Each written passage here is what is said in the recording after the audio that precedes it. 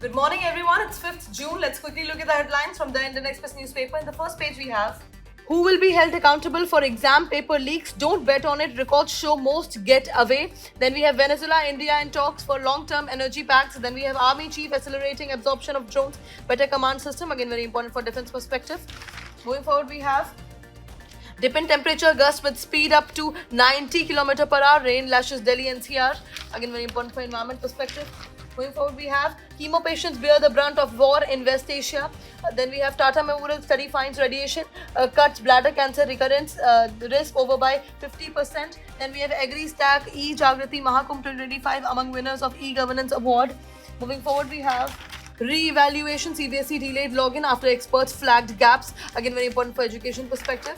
Moving forward, we have Jaishankar meets US foreign sessi, underlines shared economic ambitions, again very important for economy as well as international relations perspective. Then we have Supreme Court panel proposes ban on AI used to decide verdicts, judge bail risk. Then we have a corruption scandal and an opportunity, how two tribal women stepped into leadership roles in Naxal hit Sukma. Moving forward, we have the editorial page where we have dear students struggling with exam chaos and scams. Then we have this World Environment Day. Let's broaden this conversation. Moving forward, we have the world page where we have Hezbollah rejects ceasefire, Israeli strikes undermine Trump efforts. Then we have China US clash over Tiananmen 37th anniversary. Taiwan says face history. Then we have African migrants flee to the mountains as South Africa's xenophobic violence surges. All these news are very important from international relations perspective. Then we have the economy page where we have ATF price under support scheme fixed at 10% over current levels. Then we have India's growth story strong, long-term view intact. Citigroup CEO, again very important for economy perspective.